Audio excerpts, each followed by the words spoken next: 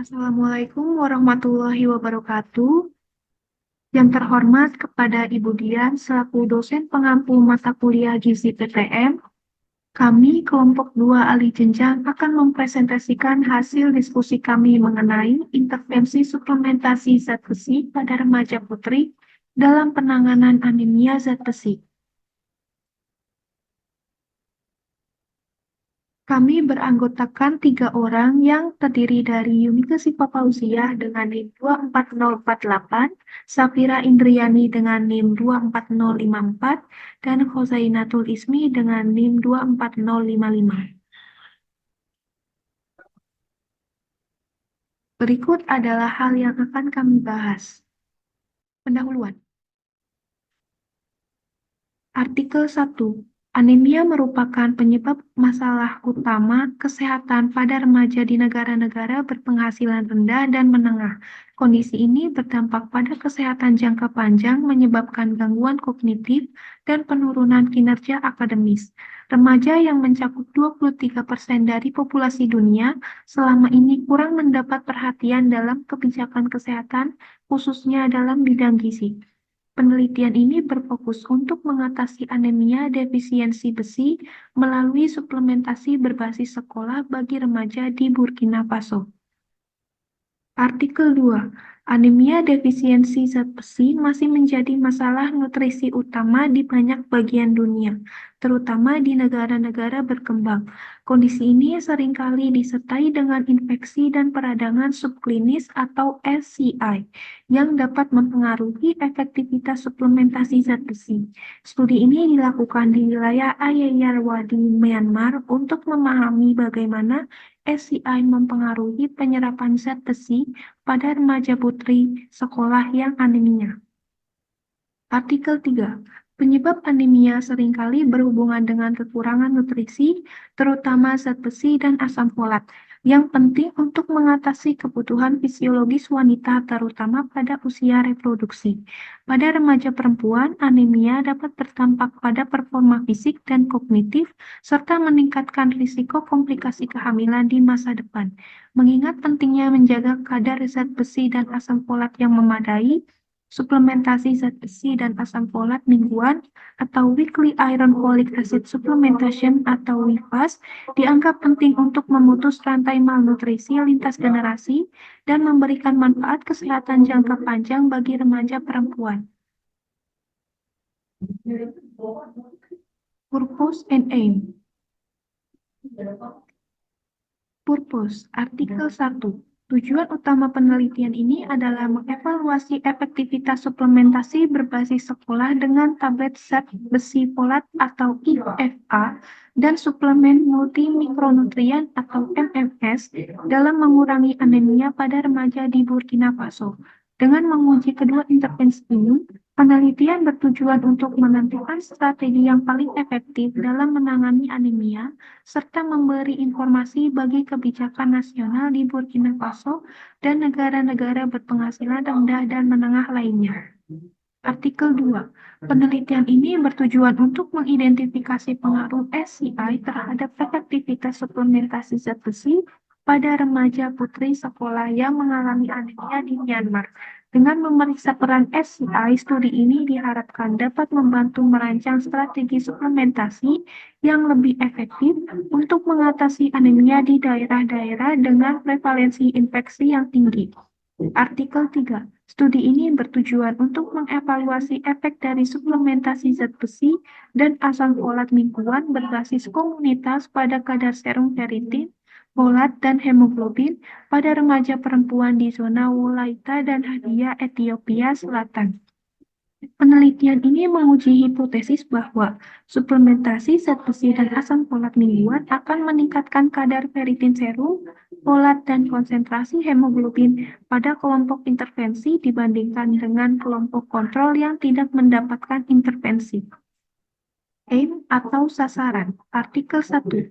Penelitian ini menyasar siswa sekolah menengah berusia 10 hingga 18 tahun di wilayah Center West, Burkina Faso dengan jumlah sampel sebanyak 3.123 siswa. Fokusnya adalah pada remaja, baik laki-laki maupun perempuan. Mengingat tingginya prevalensi anemia pada kelompok ini dan kurangnya penelitian sebelumnya mengenai intervensi efektif untuk kelompok usia ini. Artikel 2. Penelitian ini menyasar remaja putri sekolah di Myanmar yang sudah menstruasi dan mengalami anemia dengan total peserta sebanyak 402 siswi dari 6 sekolah. Artikel 3. Sasaran penelitian ini adalah remaja perempuan berusia 10 sampai 19 tahun yang tinggal di zona Wolaita dan Hadia.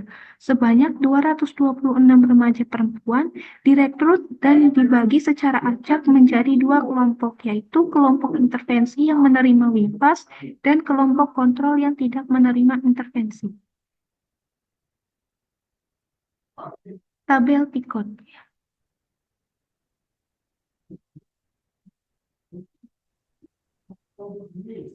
Problem, remaja putri dengan anemia.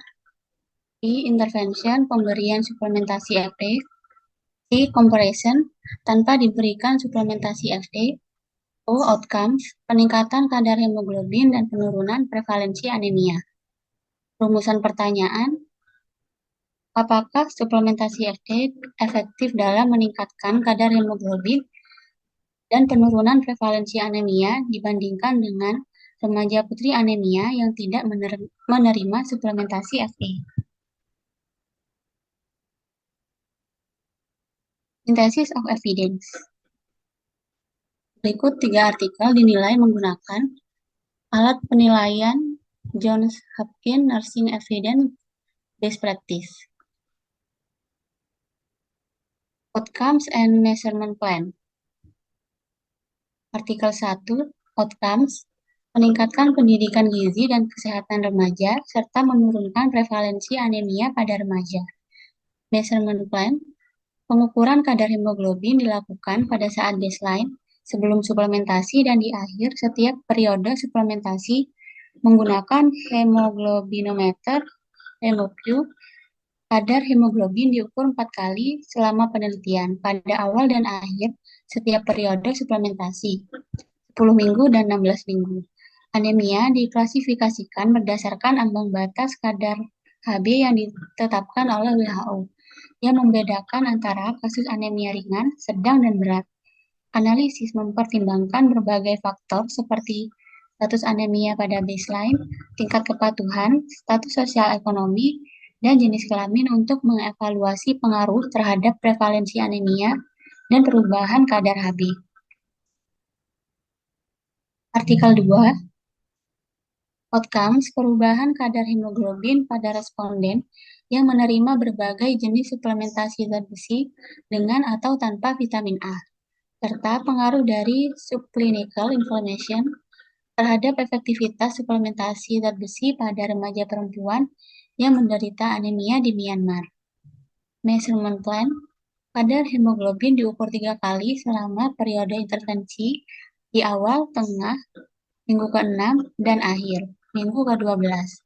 Selain Hb, serum ferritin, reseptor transferin serum, dan protein reaktif C juga diukur untuk menilai status zat besi dan peradangan.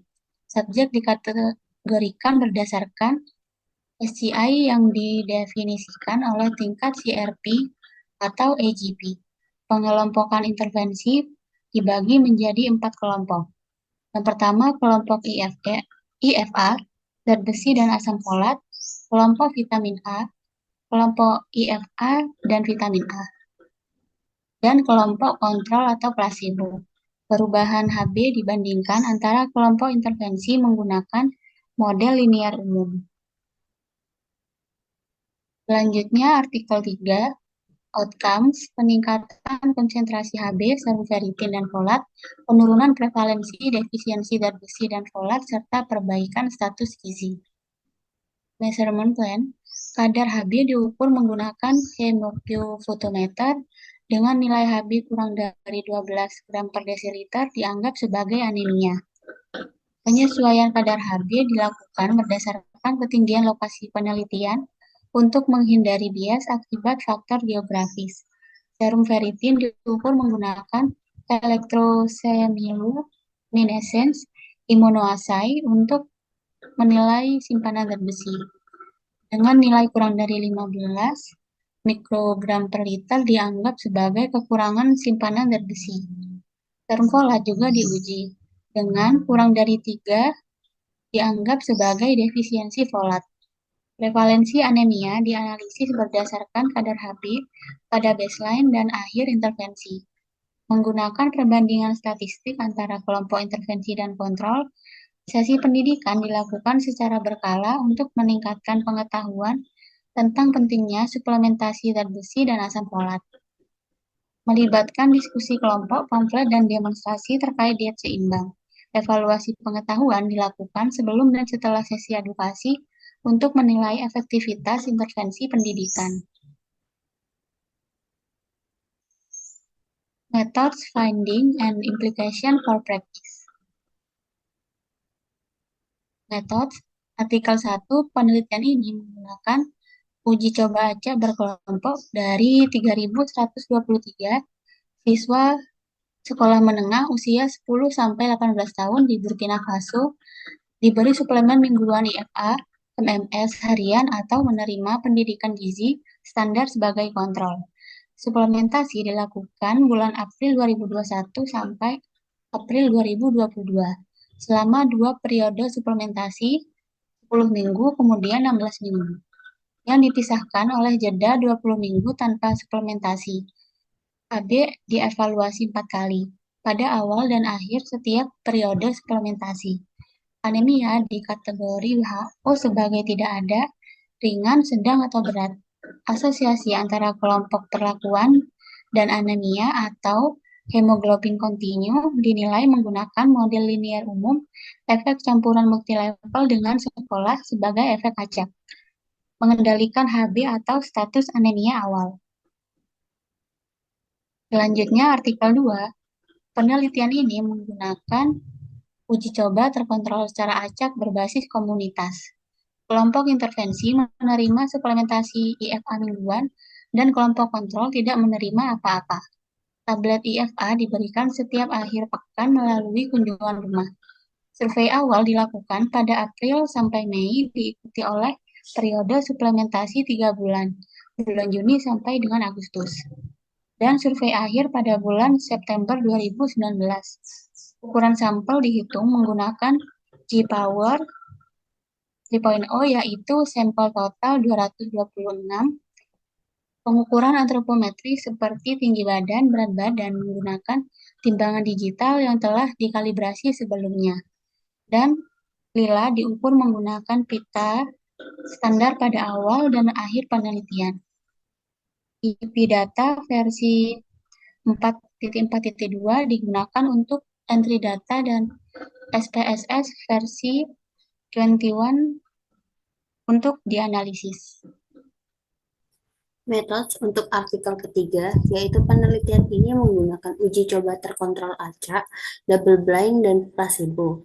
Subjek penelitian siswi sekolah menengah kelas 8-10 pasca menstruasi dan direkrut pada Juli 2010. Ukuran sampel 73 setiap kelompok dihitung untuk mendeteksi perbedaan hemoglobin rata-rata sebesar 5 gram antara dua kelompok. Ada 4 kelompok perlakuan masing-masing menerima 2 tablet meliputi kelompok IFA, kelompok FA, kelompok IFA plus VA, dan kelompok placebo. Suplementasi diberikan sekali seminggu selama 12 minggu, dosis zat besi folat sesuai dengan studi sebelumnya, dan dosis vitamin A dihitung berdasarkan RDA. Peserta diwawancarai menggunakan kuesioner terstruktur, berat badan diukur dengan timbangan elektronik datar, dan tinggi badan diukur dengan pita mengukur. Status gizi antropometri dinilai menggunakan Z-score dan perangkat lunak WHO Anthroplus digunakan untuk analisis. Sampel darah vena dikumpulkan 3 kali pada awal, pertengahan, dan akhir penelitian.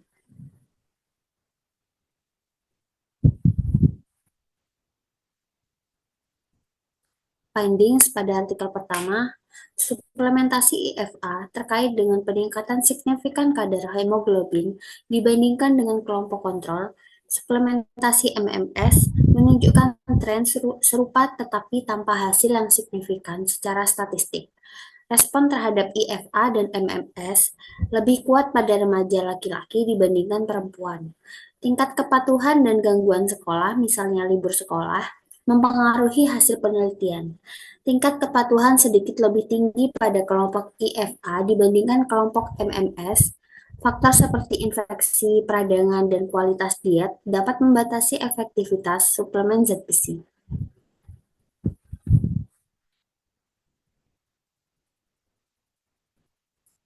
Pada artikel 2, yaitu program WIFAS, secara signifikan meningkatkan konsentrasi serum ferritin, serum folat, dan hemoglobin pada remaja putri di Ethiopia bagian selatan, yaitu sebesar 4,10 dalam serum folat, 39,1 dan serum ferritin 1,2 gram dalam konsentrasi hemoglobin. Penurunan defisiensi zat besi dan folat secara signifikan dari 45% menjadi 11% pada kelompok intervensi. Respon terhadap tingkat basal lebih kuat pada peserta dengan tingkat hemoglobin, serum ferritin, dan folat yang lebih rendah pada awalnya.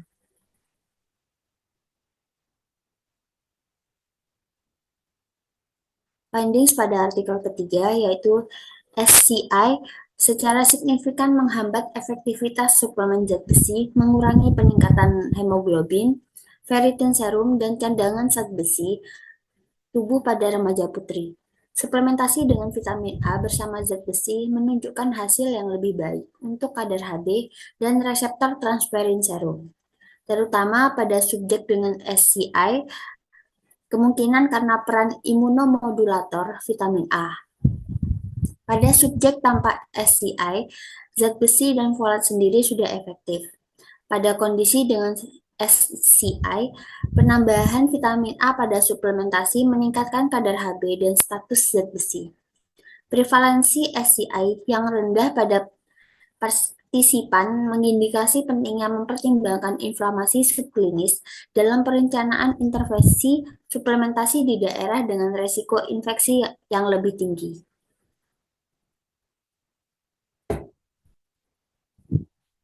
Implication for practice pada artikel pertama, strategi intervensi holistik yaitu mengintegrasikan suplementasi dengan intervensi tambahan seperti pemberantasan cacing, profilaks malaria, dan penguatan praktik kebersihan. Program terarah dengan mempertimbangkan pendekatan yang disesuaikan dengan jenis kelamin.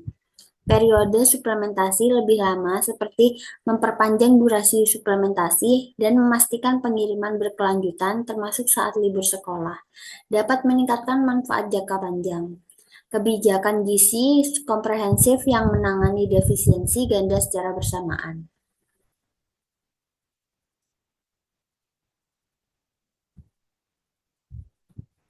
Artikel 2, keberhasilan program WIFAS menunjukkan bahwa intervensi sebaiknya diperluas di luar sekolah untuk menjangkau remaja yang tidak bersekolah sehingga dapat mengatasi kesenjangan kesehatan masyarakat yang lebih luas.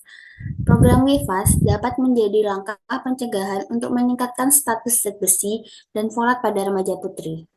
Pemantauan rutin terhadap kadar hemoglobin dan serum ferritin dianjurkan untuk mencegah potensi kelebihan zat besi pada subpopulasi tertentu. Kebijakan kesehatan masyarakat sebaiknya mengintegrasikan WIFAS sebagai bagian dari program gizi komprehensif untuk kesehatan remaja. Implication for practice pada artikel 3, lakukan penilaian SCI sebelum memulai suplementasi zat besi untuk mengidentifikasi individu yang mungkin memerlukan dukungan tambahan vitamin A agar hasilnya optimal yaitu dan tercapai. Integrasikan vitamin A dalam program zat besi dapat meningkatkan efektivitas intervensi anemia. Program kesehatan dapat mempertimbangkan faktor musiman yang mempengaruhi prevalensi SCI serta menyesuaikan protokol suplementasi. Perlu eksplorasi lebih lanjut tentang SCI dan penyerapan nutrisi untuk menyempurnakan protokol intervensi kesehatan remaja di daerah dengan sumber daya terbatas. Berikut referensi yang kami gunakan.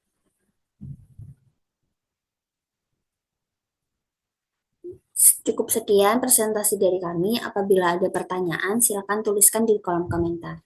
Terima kasih. Wassalamualaikum warahmatullahi wabarakatuh.